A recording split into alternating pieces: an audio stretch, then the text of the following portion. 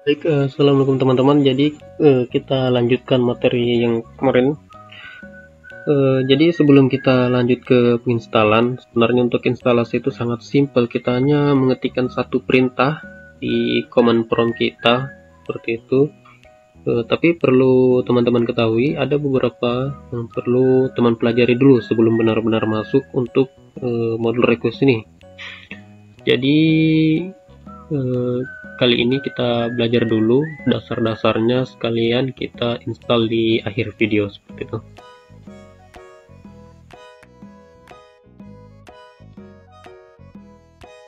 Kemudian saya ingatkan lagi untuk teman-teman bahwa sebelum masuk, sebelum menggunakan modul request ini, teman-teman itu harus bisa Python dulu, mengerti, minimal mengerti lah dari dasar-dasar Python itu.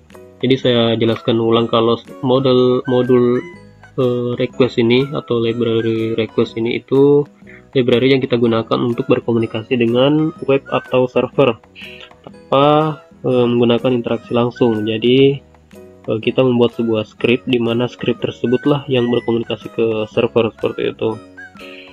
Nah, kita tinggal menerima hasilnya saja, atau lebih tepatnya kita melempar sebuah request, kemudian kita mengambil respon yang diberikan dari web tersebut.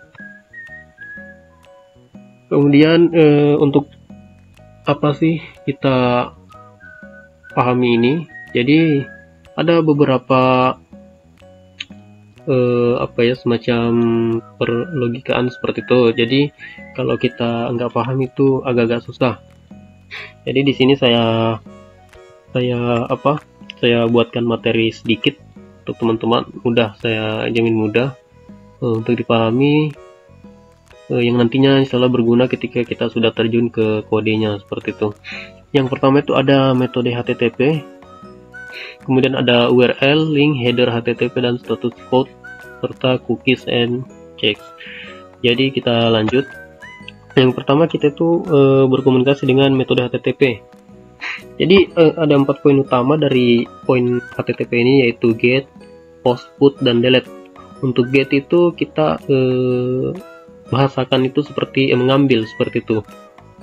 Kemudian kalau post itu kita mengirim, seperti input lah istilahnya seperti itu. Kemudian put dan get sebenarnya ini memiliki fungsi yang sama, tapi kalau put itu terkhusus dia ke update itu. Kemudian delete itu hapus ya, seperti artinya gitu.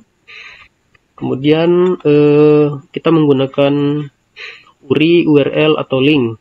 Jadi URI, URL ini sebenarnya itu sama, tapi kalau URL itu dia hanya URL itu dia hanya ini www.google.com. Kalau URI itu dia keseluruhan seperti ini.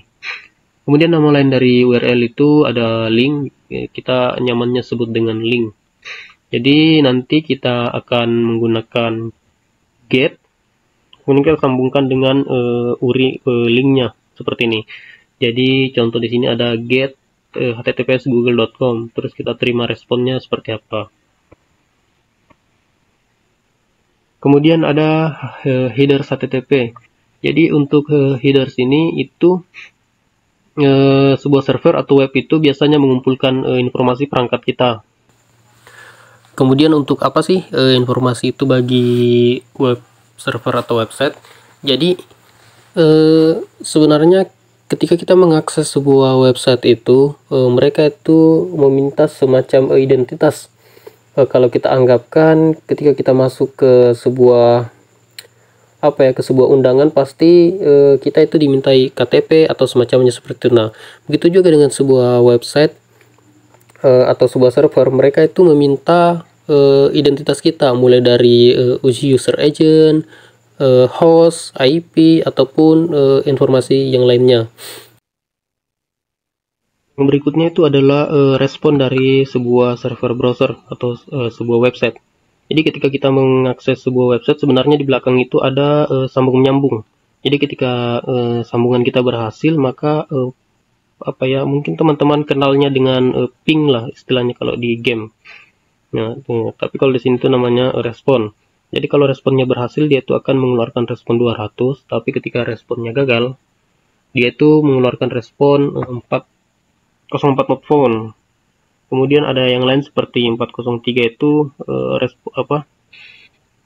webnya aktif tapi teman-teman tidak diberi izin. Kemudian ada 301 itu maksudnya teman-teman dialihkan. Kemudian 500 ini biasanya itu untuk kesalahan di servernya mereka. Di kita benar tapi di mereka salah, seperti itu. Kemudian ada 503, 304 dan respon JSON.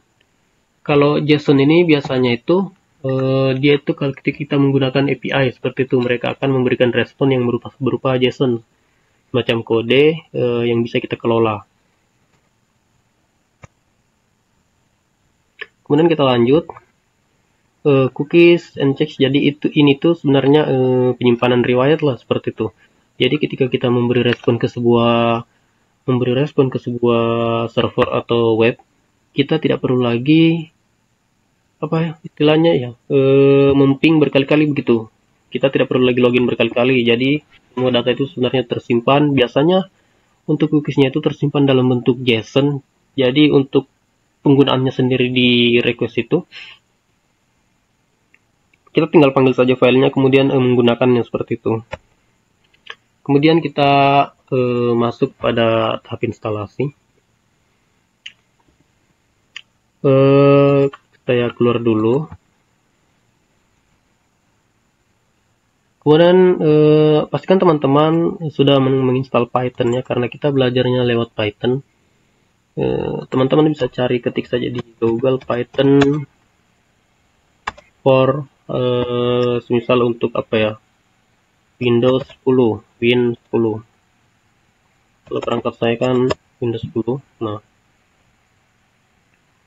kalian klik saja yang download Python.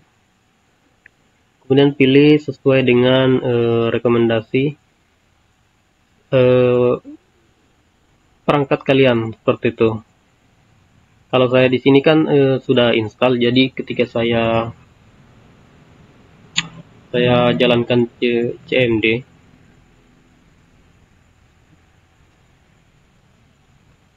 itu saya sudah menginstal. Nah, kalau teman-teman sudah menginstal, bisa langsung ketik Python version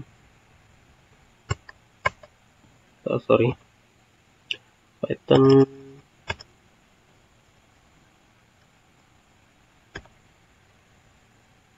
version. Nah, seperti ini. Jadi saya telah menginstal Python dengan versi 3.11. Kemudian teman-teman juga memerlukan sebuah editor teks programming. Saya di sini menggunakan Visual Studio Code. Jadi sebenarnya ini tidak terlalu penting, karena saya yakin teman-teman yang menonton video ini pasti sebelumnya telah belajar coding, jadi tahulah di mana mau install, di mana mau cari gitu. Untuk IDE-nya sendiri saya pakai Visual Code. Jadi ketika teman-teman udah berhasil install Python, udah berhasil install Visual Code, untuk Visual Code-nya bisa cari di Google juga. Visual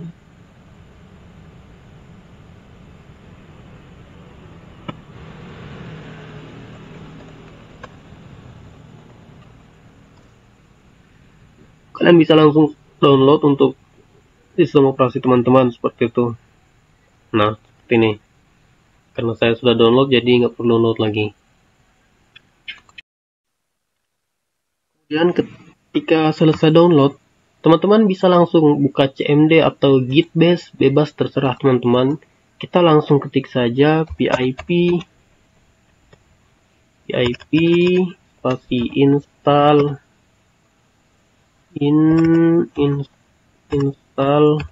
request seperti ini. Nah, jadi perintahnya itu sangat-sangat simpel, seperti itu, cuman satu. Sorry teman-teman, tadi ke pause dikit. Jadi untuk cek versi itu ternyata dia ini itu modul, jadi kita nggak bisa cek pakai versions, karena dia itu bukan bukan aplikasi. Jadi misal kalau Chrome kan kita tinggal crop, ketik Chrome version gitu. Nah, kalau sebuah modul itu, sebuah library itu kita gunakan show. Jadi pip show request. Nah, seperti ini. Dia lokasinya ada di sini, kemudian saya juga sudah menggunakannya di sini, request HTML, request random user agent, dan TikTok scraper, seperti itu. Seperti itu saja, sangat-sangat sederhana. Ya, kemudian ada informasi tambahan buat teman-teman. Jadi untuk modul request itu sebenarnya dia itu bukan diciptakan oleh satu orang seperti sebelum yang saya jelaskan, tapi dia itu diciptakan oleh komunitas. Soalnya request sendiri ini kan dia open source, seperti itu.